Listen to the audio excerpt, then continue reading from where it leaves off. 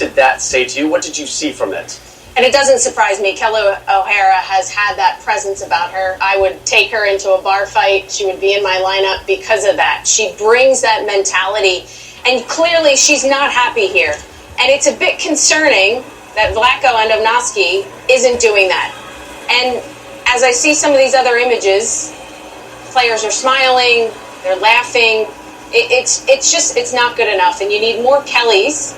And that's the reason why this team is in this situation right now. Because Kelly will say it how it is, whether players like it or not, but she brings that leadership in that capacity to do that. But this mentality after the match hasn't been seen during the match. I mean, you had 90 minutes to show it, and there was no player out there on the pitch to bring it there. And, I mean, what are you going to do? It's nice to have this mentality afterwards, but 11 players playing can't bring it on? Well, this is more than just concerning.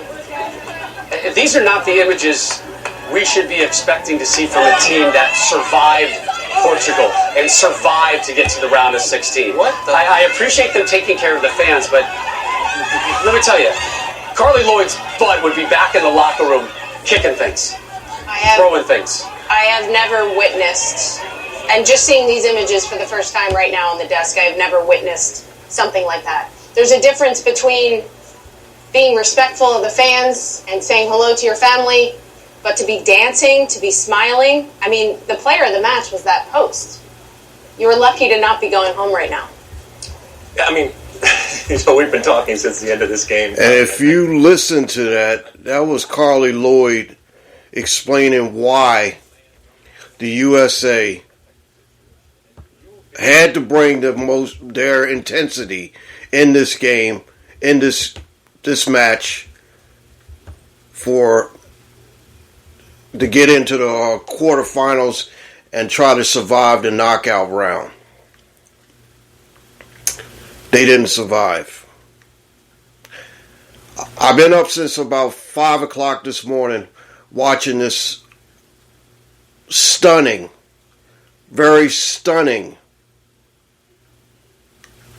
soccer match between the U.S. and Sweden. Sweden advances on penalty kicks 5-4, and the United States, for the first time, the number one team in the world, will be going home. It's very disappointing.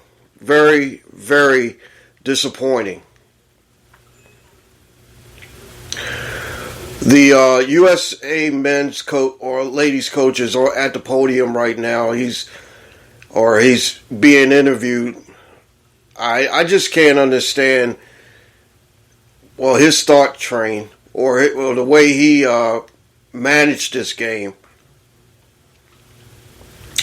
Sweden is number 3 in the world.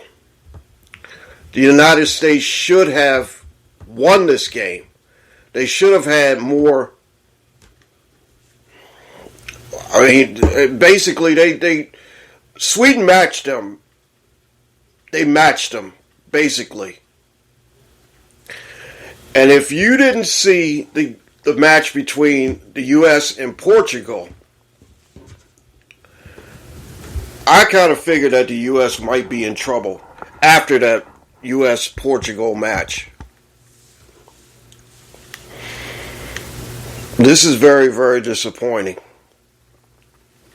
This is not what we expected.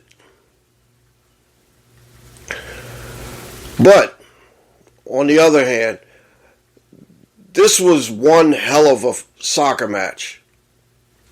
I've watched soccer, not that much, but the ones that count.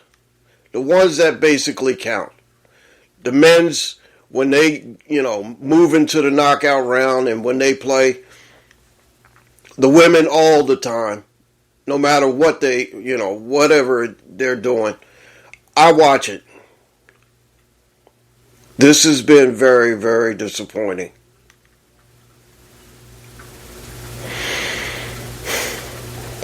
I can't explain this. I just can't explain this. The disappointment I have But I gotta say this. Watching this match, the U.S. had to step their game up. And they did. They stepped their game up very much. And from the lackluster performance they had against Portugal, they were focused. But it just came down to penalty kicks. As I was watching this, I just had to say that, this was a very physical game. This was the most intense match game, you know what I mean. This is the most intense match I ever seen, I ever witnessed.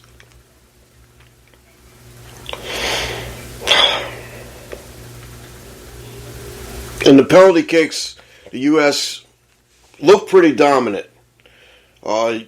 Sullivan, Horan, Mewis, all scored on their first attempts. For Sweden, Bjorn missed, Rapinoe missed, Lucas missed. So Sophia Smith had the opportunity of her lifetime to cash in. She missed.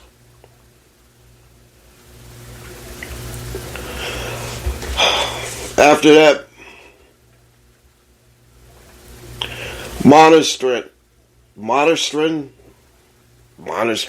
or whatever her name is, I'm sorry. You know how I am with these names. She made it. Our goalkeeper made it. Eriksson put it in. O'Hara missed. Hertwig scored the game winner, and it basically was inches, milliseconds over the line. To tell you the truth, the way the goalkeeper for the U.S. played, she had that. She made a second attempt on it, but they went to the electronic score. They replayed it, and they basically gave the match to the Swedish women. It's disappointing. It's very disappointing. I can't say enough because, I basically just shocked. I'm very shocked. I think everyone at this point, if you're listening to me right now, it's just shocking. Welcome into the Guru Talking Sports Podcast. This is episode 181. And I just have no words for this. This is just, I think that this play will be played all over the world. And it's just really, really hard. I can see the emotions on the young ladies' faces, and it's hard. They're interviewing Julie Ertz, the wife of Zach Ertz. She played in 121 minutes in this round of 16 versus Sweden. They were tired. Sweden physically just pounded them more or less. It's, I like soccer. I like the World Cup. I love the Women's World Cup. I love the Men's World Cup. When it comes down to it, I root for the U.S. no matter what, but this is really shocking. This is really, really shocking. I have no words for it. But I'm going to move forward. All right, coming up on the podcast, we're going to be talking about the death of the Pac-12. Trade deadline went down in Major League Baseball. What happened to the Mets? What happened to the Yankees? Whoa, that's something else. Pro Football Hall of Fame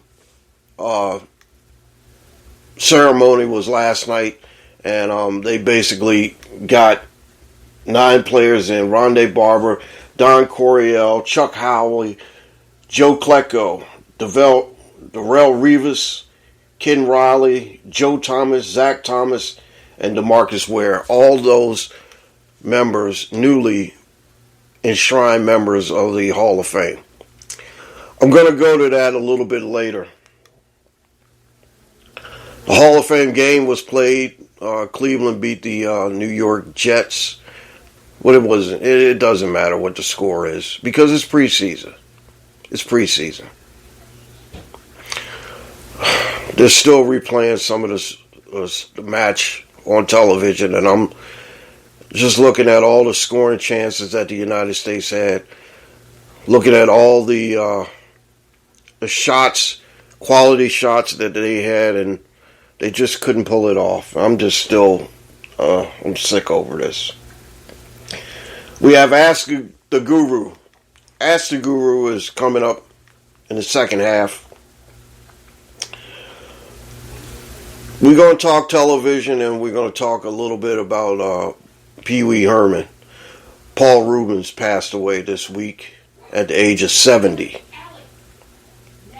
If you hear that in the background, Alex is barking. Miss Guru is telling him to be quiet. As you know, we have no sponsorship on this podcast. We have no, we don't do commercials, or we don't do anything like that. But before the half, I'm going to do a PSA, a very important PSA. And I want you guys to really listen to this, because it's something that, you know, we have to look at. And one of my friends, matter of fact, my podcast sister, she has informed me and sent me a video of her, what she's doing.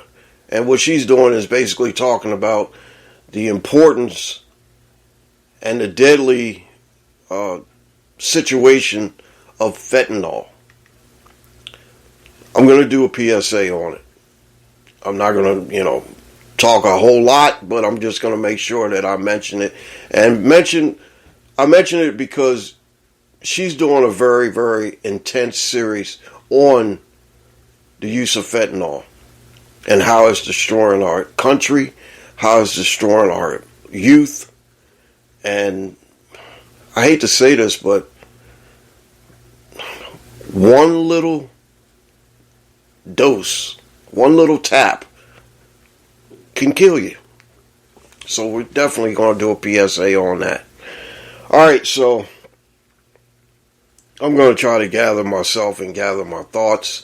I'm really, really kind of like down about this. Really down about this, because it wasn't supposed to happen. The USA women are the best in the world.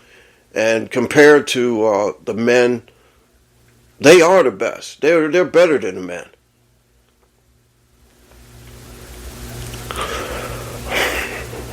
But to me, this is like the worst way to go out. This is the worst way to go out.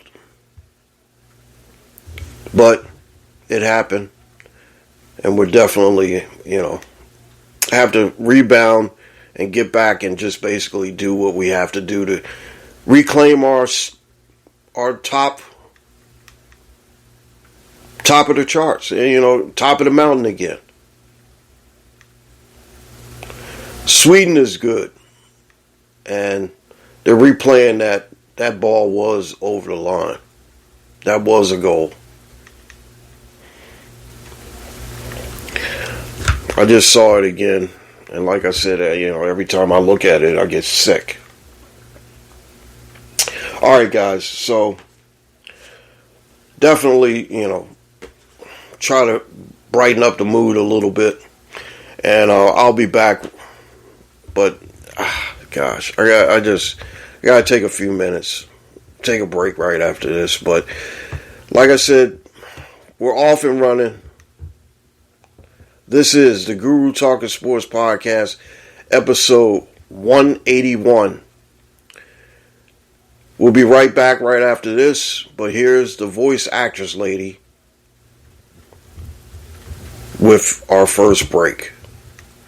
You're listening to the Guru Talking Sports Podcast.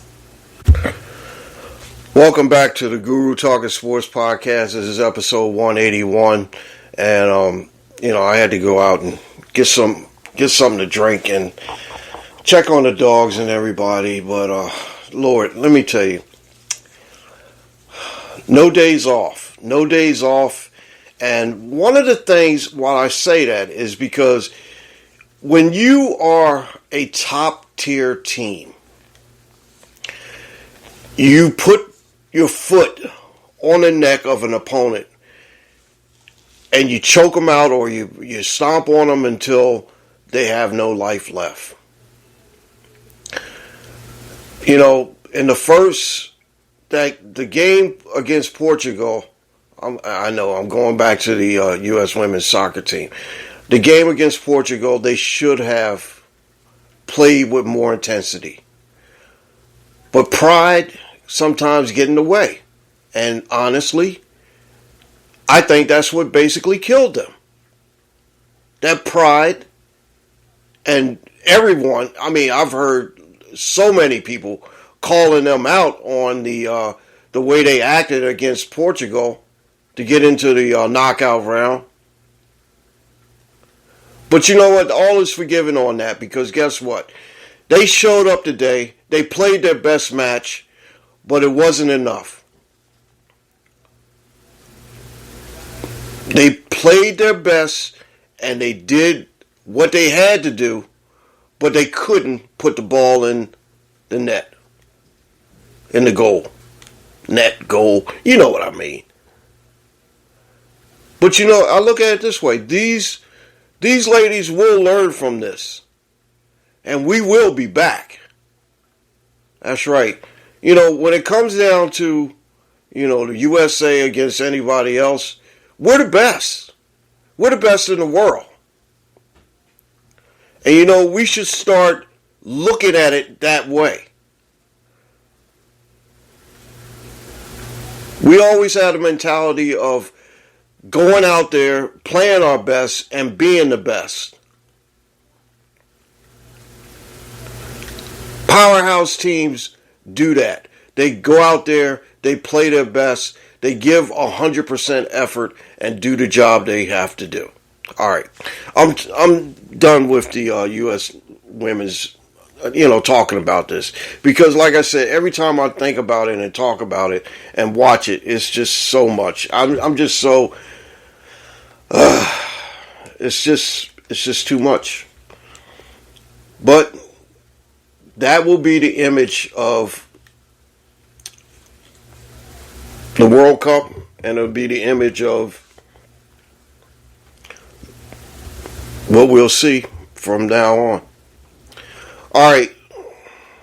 The biggest thing that happened this week was basically Arizona State, and Utah announcing that they're going to be jumping to the Big 12. This is basically the death of college football. This is the death of the Pac-12. Now, when Washington and Oregon leave, and you already got Arizona and Arizona State leaving, you got USC and UCLA going to the Big 10. Colorado has announced that they're going back to the Big 12. So what do we got? The Pac-4 right now. Oregon State, Washington State, Cal, and Stanford. That's it. Those are the four teams that are left in that.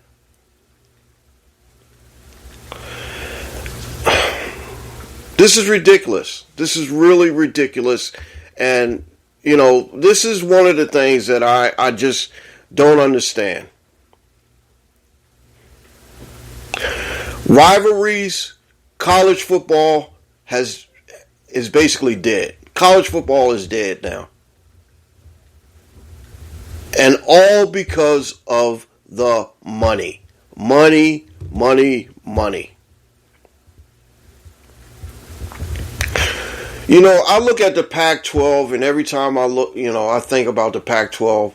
I think about the best team, my favorite team in the Pac-12 has always been UCLA. UCLA was always, one of my favorites.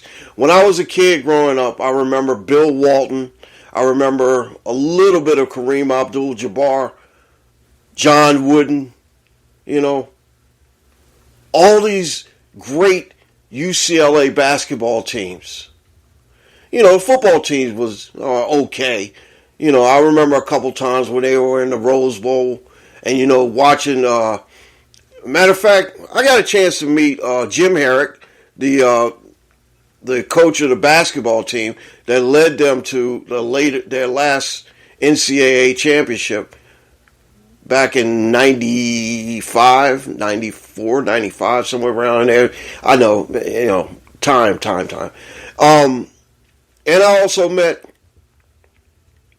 the football coach as well. And great guys. I name of the football coach is slipping me right now. This was back in like 1998 or so. I look at it this way. The Pac-12 has always been a very, very good conference, pride conference. Look at all the people that they came out of there. Oh man, you got Kareem Abdul-Jabbar, Bill Walton. Looking at USC, Charles White, Marcus Allen. All these great players are from the Pac-10 and Pac-12, not the Pac-4. Washington and Oregon are probably going to move to the Big Ten. Now, how does that look to you? When you see Washington playing Maryland in a conference game, that doesn't even look right to me. UCLA playing Michigan in college football, what do you always think? That was a Rose Bowl game. That was the winner between the Pac-12 and the Big Ten. All this history and all this that we are looking at is dying. It's going to be dead. Matter of fact, it might be already dead. The Pac-12 is on life support. And I heard a couple things this week where they're saying, hey, well, the Mountain West can adopt the name, the Mountain Pac-12 or whatever, or the Pac Mountain 12 or whatever. But it's not the same. It's not the same when you look at, let's say like if you are to look at San Diego State versus Michigan in the Rose Bowl. It doesn't look right. And say that is a Pac Mountain team playing against the Big Ten. That doesn't look right at all. I mean, where's the NCAA in all this? Where's the NCAA? They don't even have the gall or the balls to say, hey, look, too much is enough. This is enough. With Texas and Oklahoma jumping to the SEC, which is something that, won't look right to me. Arizona State, Arizona, and Utah going to the Big 12? How does that look? Kansas versus Arizona State in football. Yes, that's a Pac-12 and Big Ten matchup. Now they're playing in the same freaking conference. I wrote out a map of all the schools that might be affected in this. And if you take a look at this, it's ridiculous. I mean, it's like really ridiculous. USC and UCLA going to the Big Ten. That doesn't even sound right, does it? It's not. Texas, Oklahoma, and the SEC. San Diego State, I'm not sure what they're going to do now because they were going to go to the Pac-12. If they go to the Pac-12, it's going to be the Pac-5. And guess what? Pac-12 has an automatic bid for the college football playoff, which is coming up next year, and it's going to be going from 4 teams to 12 teams. And this is ridiculous because guess what? Now that you got rivalry, teams like, you can have like 5 Big 12 teams in there. You can have 5 Big 10 teams in. Hell, we know how the SEC plays. They'll be crying to get about 7 or 8 of them in there. 8 of the 12 or so. What's going to be left? What is left of college football? I really don't know.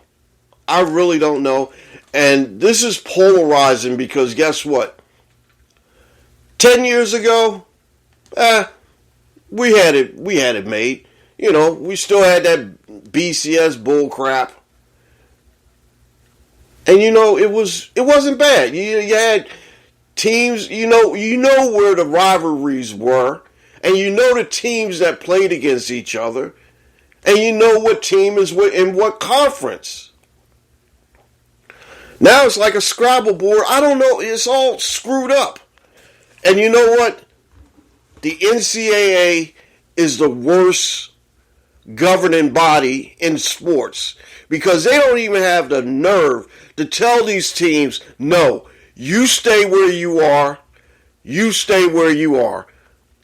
The college presidents and chancellors and athletic chairmans of all these schools are in power, and they're running amok of this shit.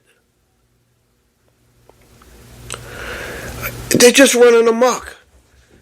This is ridiculous.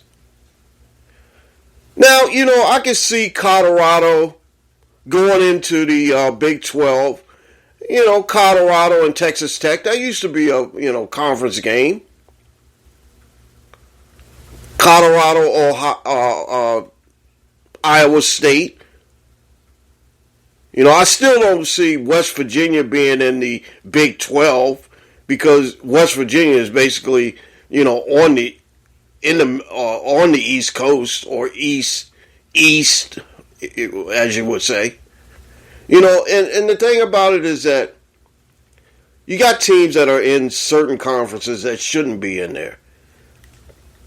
And it's ridiculous. I throw my hands up because guess what? This is the worst. This sport is going to be just like the NFL. You're going to have you're going to have 2 conferences. You're going to have, all these teams, like 40 teams in one conference, 40 teams in another conference, and basically, trying to get into, the 12 or so. I didn't mind having a 4-team playoff. You know me, I'm an Ohio State guy, and I basically don't have a problem with Ohio State going in if they're, if they're worthy enough and if they earn the right to go. This season, I felt as though Ohio State didn't earn the right to go because guess what? Michigan beat them. and Michigan beat them badly to the point of they didn't earn the right to go to the college football playoffs. But they got in. And they gave Georgia a real good run for their money. End up losing, but still.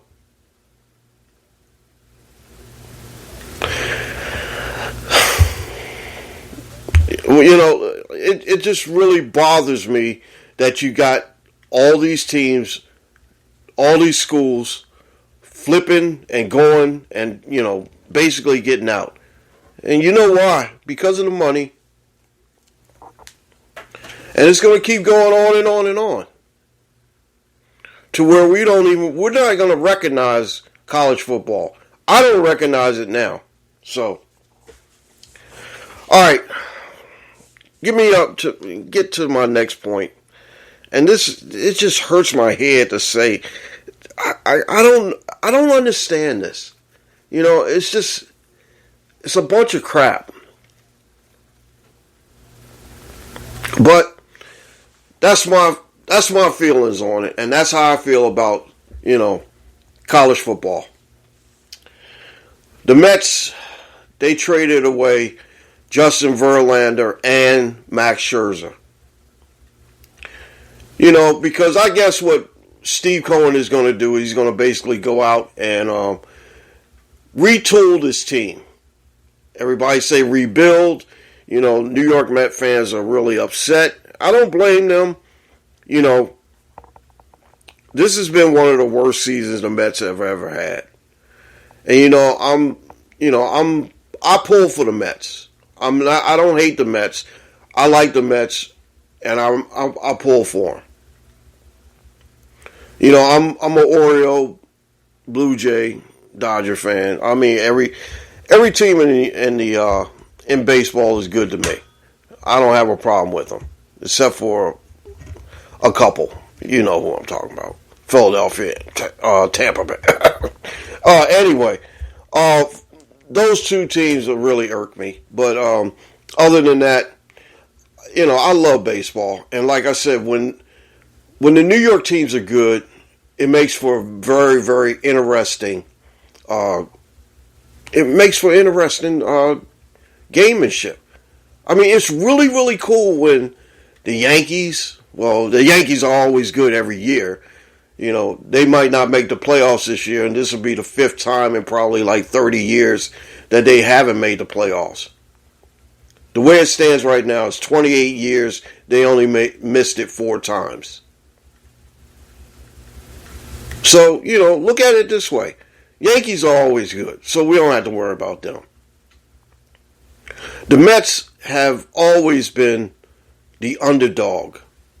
The Mets have always been that team that, they only had 2 seasons when they made the playoffs back-to-back in back-to-back years. I think it was 06 and 07. Correct me if I'm wrong, but I'm never wrong. 06 and 07 and 15 and 16. The only 2 times. They're going to miss the playoffs again this year. But, you know, I look at it this way. Steve Cohen is trying to get himself a winner. And, yeah, we all know that he's trying to win. But, you know, trying to sign Max Scherzer, who really left, you know, New York with a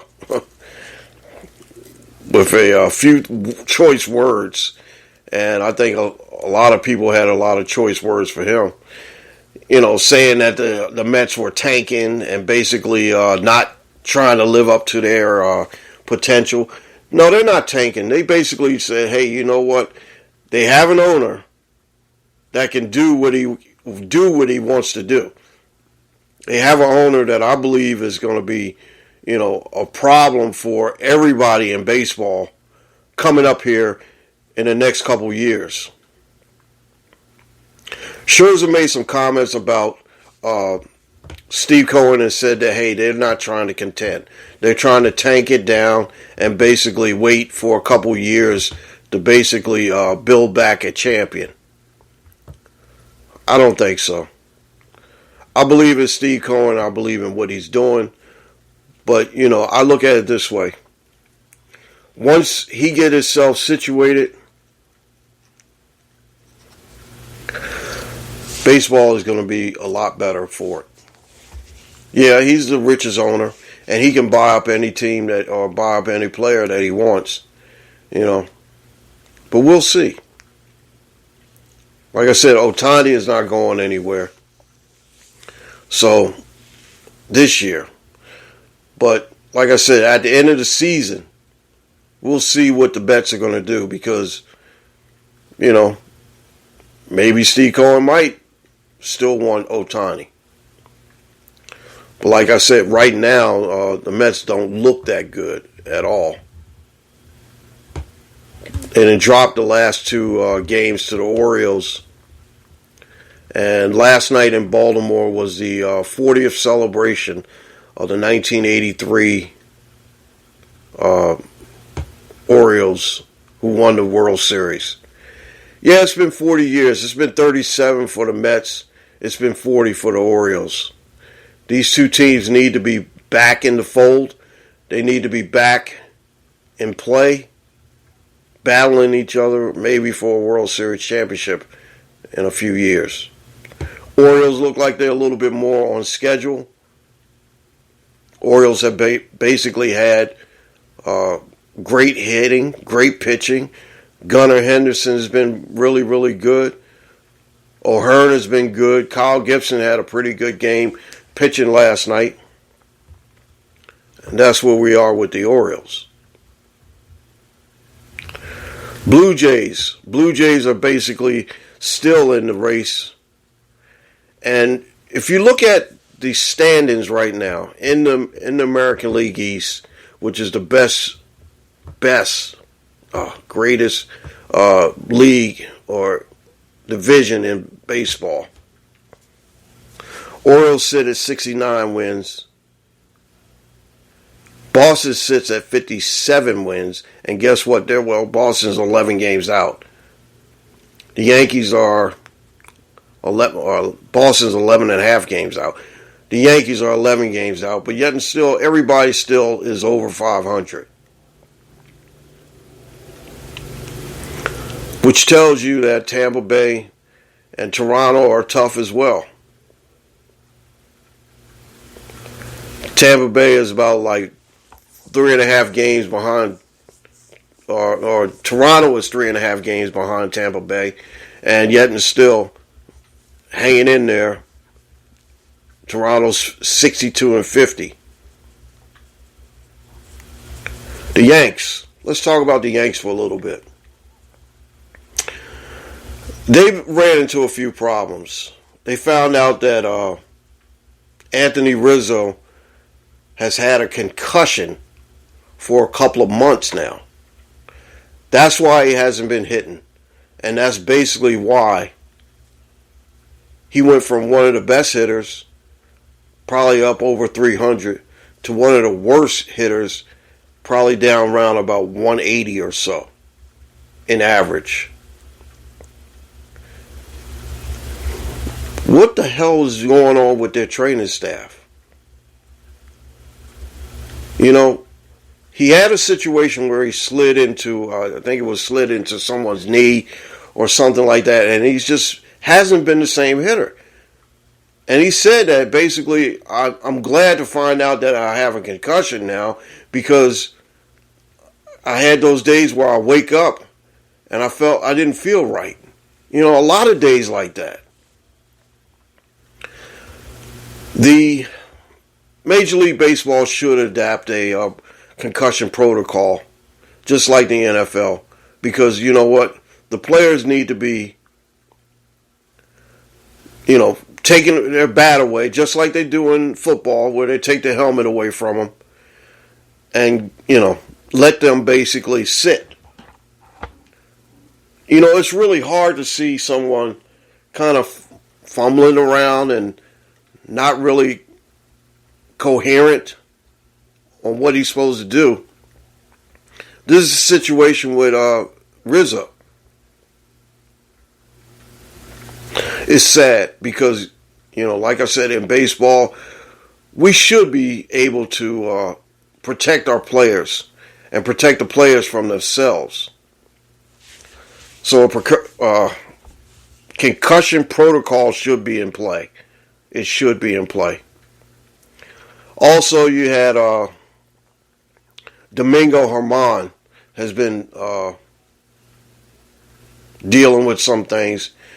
And they shut him down for the rest of the season because he has a little bit of an alcohol problem.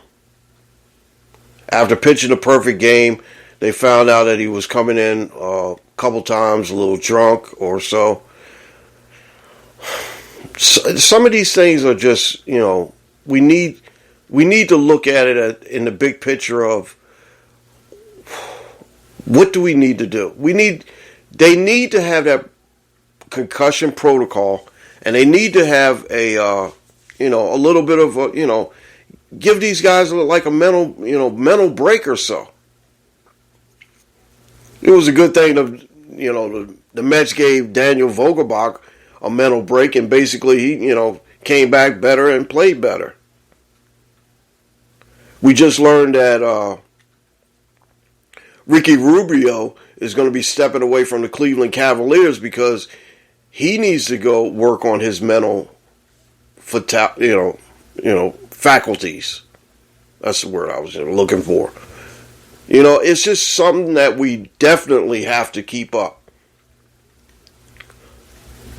And like I keep telling you all the time, our mental state is more important than basically our physical state. Because you know what? The mind has to be at rest and it has to be at peace before the body can perform the duties that they're supposed to perform. All right, so we talked about the Mets, the Yankees, talked about baseball in general. Shohei Ohtani is still doing things that we have never seen before, stealing bases, pitching one-hit shutouts and, everything. And he's the league leader in home runs again. And like I said, this Shohei is the man. And when he comes up for this, when he comes up for his contract, it's going to be $500 million, no doubt. All right, so we're going to go to halftime. Before we go to halftime, I want to make a PSA announcement. My friend Mary Mack informed me a couple days ago about the series she has done, and I mentioned this a couple times before because, like I said, this is very, very important. Now, this is a public service announcement, and I'm telling you guys, hey, fentanyl is deadly. It's deadly. When you buy pills or so off a friend or, somewhere off the street or whatever, you might not know what you're getting because one touch, one little grain of fentanyl can kill you. There's no such thing as experimental drugs anymore because we don't know what it is laced with.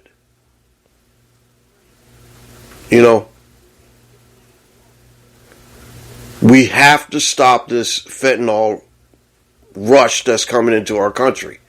We got to do it.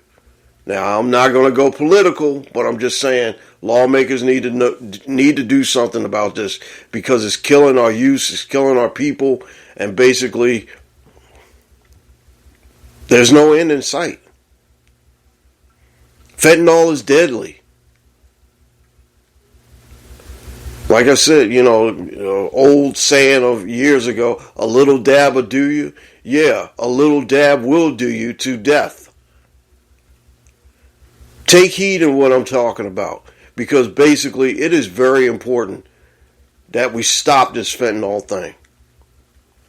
All right, so like I said, check out the Mary Mack Show on Grief. and basically check out her latest podcast on this deadly subject of fentanyl.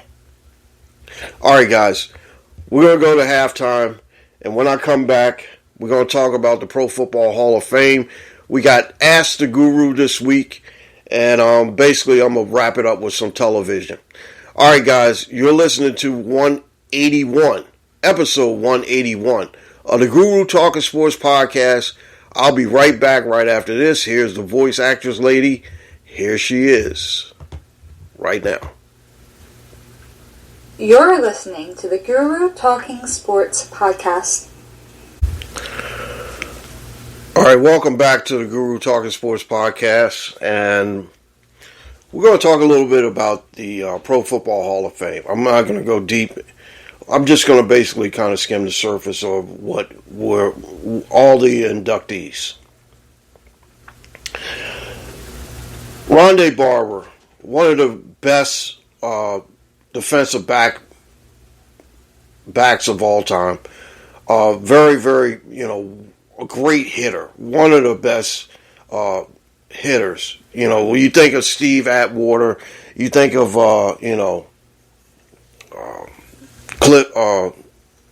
Cliff Harris, all these guys, from, any era, any team.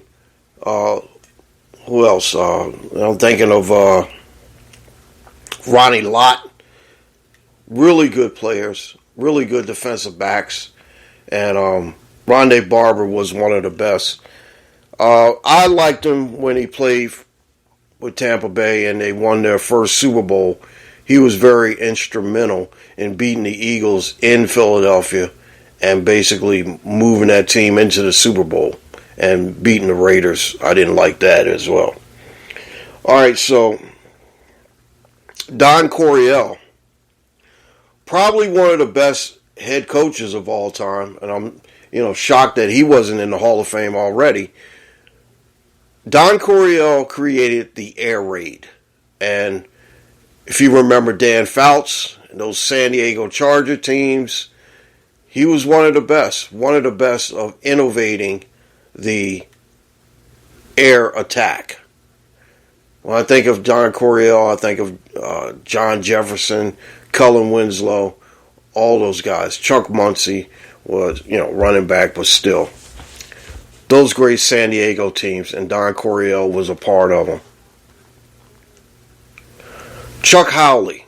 Chuck Howley was a 6-time Pro Bowl. A really great influence. And it's funny that he played in a Super Bowl. He played in 2 Super Bowls. And he was the MVP of what my personal favorite Super Bowl was, Super Bowl V. I know I probably don't remember Super Bowl V. I do. I remember sitting there with my dad watching the Super Bowl, watching the Baltimore Colts beat the Dallas Cowboys. But the only thing, the main thing that was, was interesting, other than all the fumbles and all the turnovers, the blunders, the tip passes, from John Unitas to John Mackey. One of the most important things was the MVP went to a losing player in the Super Bowl. I don't think that'll ever happen again.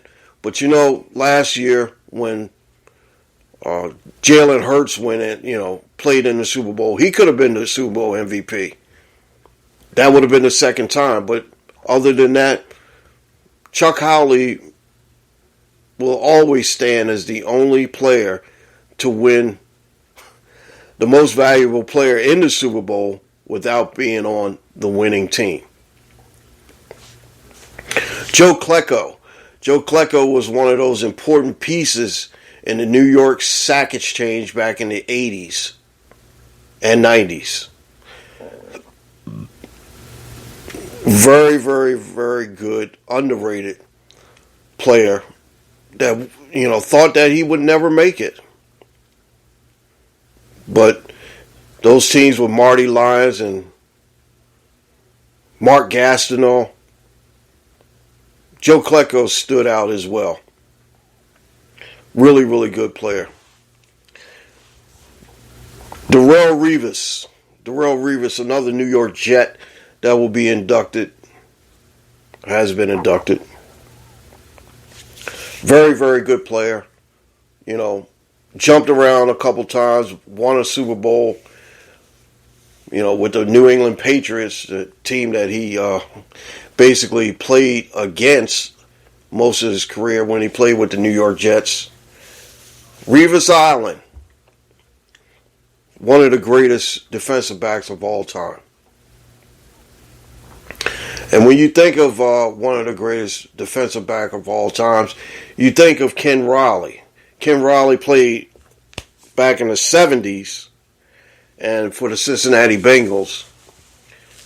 And he was one of the guys that carried that Cincinnati defense and basically stood out. A lot of interceptions, a lot of great hits, a lot of great play from the newly cemented Cincinnati Bengals Hall of Famer, Ken Riley. Joe Thomas. Joe Thomas was the stellar offensive lineman of the Cleveland Browns for a lot of time, for a long period of time. He took over 10,000 snaps, and he was instrumental of being that one player that we know that was going to be there for the Cincinnati Bengals, for the Cleveland Browns. Still thinking about Ken Riley a little bit. Excuse me. Anyway, the Joe Thomas was stellar. Probably one of the best offensive guards of all times. Offensive linemen of all times. Zach Thomas, great linebacker. Miami Dolphins, Dallas Cowboys. Great hitter. Undersized, but yet and still a great, great player whose time has come. DeMarcus Ware. I met DeMarcus Ware years ago. And if you've seen him play, you'll know that he, very quiet. Dallas Cowboys, in the beginning when he was playing with the Dallas Cowboys, that's when I met him. And also Denver Broncos won Super Bowl 50. Him and one of the things about him is that he sung the national anthem for the Hall of Fame game. Like I said, the Hall of Fame game is not a big deal, but he sung that for his friend, Demaryius Thomas. Demaryius Thomas was his his buddy. And he said that he sung that national anthem because him and Demaryius would sing it together all the time. Rest in peace, Demaryius Thomas, but your buddy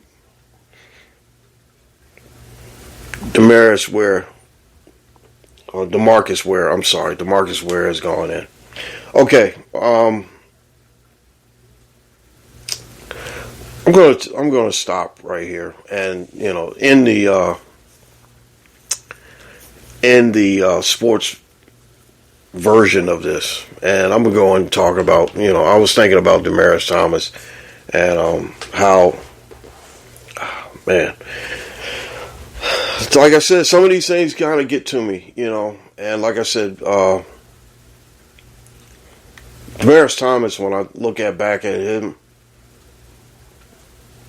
he was great. He was really great. All right, so we did have some questions for the Guru. Ask the Guru. And I'm going to go through a couple of them. And I think I got 3 here. All right, let's go to them. Okay, Ask the Guru. First question. What do you do to calm your PTSD? This is from Janet M. in Reno, Nevada. What I basically do is I drive. And what I do, I drive for a living and play music. Most of the music I play usually is trance and EDM. But it has to do something that, has to keep me moving. Because most of the time I'm driving overnight. And I usually don't have the luxury of, stopping and just, kind of sitting down or whatever, relaxing. I try to keep moving. And basically the music, gives me that sense of, kind of like freedom and trying to, calm the PTSD. Another thing too is that bad drivers out there kind of raises my PTSD, but I get calm when I listen to music. I'm glad you asked that question, and thank you. And also, while I'm on the road, what I usually do is I sleep to or if I'm here at the house, what I usually do is I sleep to very, very ambient music. Ambient sleep music. That also, and sometimes I might have to listen to it during the day. Usually I can't listen to it while I'm driving because, it might put me to sleep or so. But, Janet, I really appreciate those questions and that question. And, that's one of the things I do. Okay. Here's a question from David C. in Portland, Maine. Why do you like your job so much? I like my job because I've never worked for a company that basically has given me the much respect and the honest approach and basically the will just to be able just to do my job and not harass me or heckle me or, kind of micromanage me. I like being able to have a little bit of freedom, but then again, I'm a military guy, so it's like I don't know if I have to ask sometimes about certain things, but I like being able to take a kind of like an educated guess or so on what I need to do. Sometimes the job is not really stressful. The driving is not really stressful at all. Dealing with people is, it's a little stressful, but then again, it's like most of the customers that I deal with are basically great people. And when you have great people you have to deal with, it makes it a lot easier. Me, I'm a little bit of outgoing, and I'm a little bit, kind of a little nutty or so. I like to go out and I like to talk to people and basically build a relationship wherever I go. And, I have a lot of places where I go. Matter of fact, one of my stops said that, hey, look, if it ain't one guy that's delivering, I'd rather have the guru deliver it. Because I have that rapport with people. I try to make sure that I'm respectful and I basically do my job to the best of my ability. I hate being late. If I am late, it must be a good reason why. But like I said, I try to give my customers and try to do the job the best way I can. And like I said, I get rewarded for doing a good job. And I work hard. I work really, really hard to make sure that, my deliveries are on time and there's no problems. Me and my dispatcher get along really, really good. He's the best. He is probably one of the best dispatchers I ever worked with. And I always told him, sometimes he said that he might be leaving or so. I said, you can't leave me, man, because guess what? I know that he can get the job done. And if he gives the job to me, I will do everything I can to make sure I get the job done for him. And the bosses, I love the bosses. Matter of fact, shout out to my man Brian. Brian's always listening. He said he was going to check me out all the time, but, you know, doing what they asked me to do is one of the biggest reasons why I really like my job. And doing it the right way and not skipping or cutting corners, that's what, you know, I like about my job. And, you know, giving me the freedom to basically, you know, let's say like if I'm out, that's my truck, that's my tractor, that's my trailer. And I basically take care of it the best way I can. And that's what I do. And that's what makes my job so enjoyable. Yeah, the rest time is even better. You know, getting the stops done is the most important thing. And making sure that I'm doing it the right way is one of the other things that I really like. Okay. We have a question here from Danny J. in Provo, Utah. And I guess this one goes back to last week. Why did you blast Nancy Mace? Okay. Not to get political, talk politics, but you know, I just thought it was something funny. I just thought it was something funny and something that basically it was a little bit too much information. She did say TMI in there, okay? If anything is funny to me, or if anything is really, you know, kind of like out there that makes me laugh, or, you know, something obscure, I'm going to play it. I don't have any bounds on what I can say or can't say, or play whatever I can't play, or what I can play. I basically just, you know, I found it funny. I thought it was a funny thing. You know, I'm not really a, you know, like I said, politics is not my thing, but I thought that she was funny. I did. I thought she was funny when she made those statements. All right, I'm going to leave it at that. All right, so we do have to say goodbye to a comedy legend, and one of the things I liked about Pee Wee Herman, Paul Reubens, is that he made me laugh.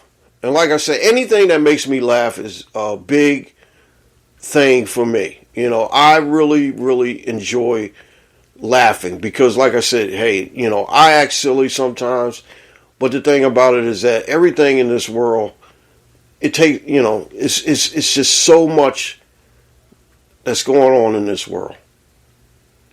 And he basically took away most of,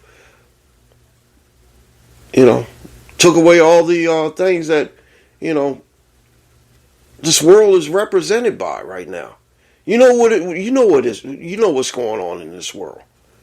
And you know, Paul Reubens, Pee Wee Herman made me laugh. And I'm very grateful for it. Pee Wee's Playhouse was something like a cross between Captain Kangaroo, Mr. Rogers, and Laugh-In, if you can think of all three of those. Laugh-In was something that was innovative and, you know, funny. And Mr. Rogers' Neighborhood, we all knew about him. And we also knew about Captain Kangaroo, where he would sit down and he would talk to, you know, his characters, and he would make a point, and he would, you know, try to help our youth out, you know. And like I said, with Pee Wee's Playhouse ran from about 1986 to 1990. And, you know, it was fun. I liked it. I mean, even, you know, I was adult back then, you know, 25, 24, 25, 26, somewhere around in there. I liked it. I thought it was funny. Like I said, if someone makes me laugh, I enjoy that. You know, like I said, we have so much craziness and so much tragedy and so much, you know, shit going on in this world. We gotta laugh. Now, Mr. Guru doesn't like when I, you know, act the way I do sometimes, but you know what? I gotta laugh, you know? That's me. Because believe me, if I don't laugh, I'll be sitting back here crying or disappointed and, you know, just... You gotta laugh. Pee Wee Herman made me laugh. And rest in peace, Pee Wee. I did try to go online to try to find a Pee Wee Herman figurine that I was sitting here. I got figurines up in here. I got Babe Ruth and, you know, Hank Aaron and everything. But, you know, he made me laugh. So I thought I would, you know, try to find one. I don't know if I can or not, but I'll find one. All right, so talk about television. We got Justified City Primeval that's going on. And I love this series. I love this series. One of my favorite characters of all time is Raylan Givens. And Raylan Givens is back. He's in a new series, Justified City Primeval. And I've been actually catching up on the old ones too. I went back to watch the old ones because, you know, it's summertime. And like I said, we might not see any television. The writer's strike is still going on. The actor's strike is still going on. So you know what? I just went back and I am up to season 2 now of Justified, the original series. So I said, hell, I'll just watch it. It's no big deal. But you know, I like this series really much. You know, a whole lot. This series is just really, really cool. You know, Raylan is a cool dude. I like that cowboy hat. And, you know, when I do, I'm supposed to be, I will be going to Texas next month. And I'm going to definitely look for a cowboy hat like Raylan Givens. All right, so The Chi is back. The Chi is one of my favorite summer shows that I've been watching. Catch up on this first episode. Second episode comes out later on tonight. Billions will be coming back for their final season. I can't believe that Billions is getting ready to go away. I love Billions. You know, I like Chuck. I like Dollar Bill. All these guys, all these characters are pretty cool in there. I don't know what they're going to do with Prince. Prince, I'm not sure about him. He's still a bad guy to me, but like I said, I'm gonna have to take a flyer on Prince. But I think they're bringing back Axe. Axe, I've seen it in the commercials. It says Axe is back. So it's going to be a very good final series finale for this franchise. Billions is probably one of the most innovative. It reminds me of Succession a lot, and like I said, it's really, really good. I really love it and enjoy it. Can't wait to see it. So, all right, so let's get out of here. Thank you for listening. Thank you for your patience. And, you know, this is, like I said, this episode 181 has been very, very good. Despite the fact that I had to start off with the disappointment that we had in the World Cup. Very disappointing. All right. So you can find me on YouTube at The Guru of Sports Show. Facebook, I'm at Guru's Daily Shorts. Guru Briscoe, if you follow me on Facebook. IG, I'm on at Guru Talkin Sports _IG. Gmail me at Guru's Daily Shorts at gmail.com. Find me on Twitter or X, as it's called. X. I'm still trying to figure out what the hell happened to Twitter. The bird is gone. And you know what? It's the only thing I can see now is this black X, black and white X. It's crazy. All right, you can find me on Twitter at MACKGTS_BB39. Also, I'm on Snapchat. I meant to add that one to you from last week. I'm on Snapchat at GMAC. Find me on Snapchat at GMAC. Also, find me on Threads. I'm on the Threads, even though they might be dead by now. Threads is The Guru 39. I think that's it. I gotta look and see. Give me 1 second. Let me check and see. Threads. I got a lot of people following me. I don't know why, but it's kind of a good thing. And I'll follow this guy. Okay. Follow me on Threads at The Gurus 39, threads.net.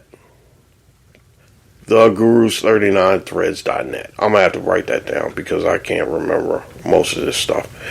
All right, so big props and shouts to, like I said, my friend Miss Mary Mack. The Mary Mack Show on Grief. She's doing a very, very important series on fentanyl. Check it out. And like I said, I usually don't do PSAs. I don't have any endorsements by anybody or I do any commercials. But I feel as though that this was very important.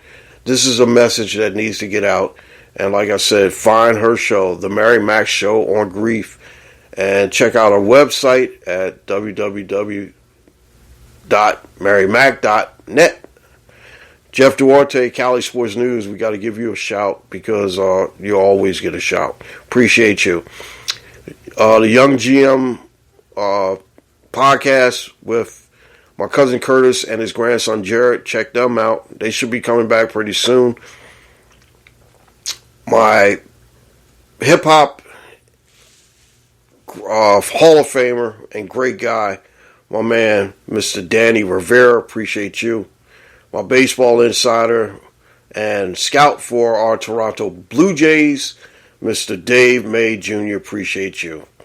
Caden is the executive producer and board op who's never here, and I think he'll be back here in a couple of weeks. We might be talking with him in a couple of weeks. Ray definitely is our musical advisor and technical advisor as well. Dante Guru is our backup co-host, and Cousin Aaron, we always talk about him because we won't forget him. Our guy up in the big skies. This has been a Black Goat production for Black Goat Sports, copyright 2023, all rights reserved. We don't hate, we congratulate, we always create, and we don't steal from anyone. No doubt. Use the hashtag Guru Talking Sports and the hashtag Big Props. Those are my two hashtags that I use all the time. And I know that we're getting up out of here, but we appreciate you listening. We appreciate your time, your effort, and basically, listening to us. We appreciate that. We thank you. I thank you personally. Because, like I said, without you, there wouldn't be no me. And like I said, I did 181 of these, so I'm going to keep on doing them and basically give you guys, the sports talk and entertainment or so, whatever, that we usually don't talk about. Or, like I said, we talk about it, but I got to put a spin on it as well. Anyway, we will be back next week. I'm going to leave you with a moment of silence for my man Pee Wee Herman. You guys, we'll see you back here next week. You guys take care. The Guru will see you real soon. Be back here for next week. Enjoy the rest of your sports weekend for episode 182. Later.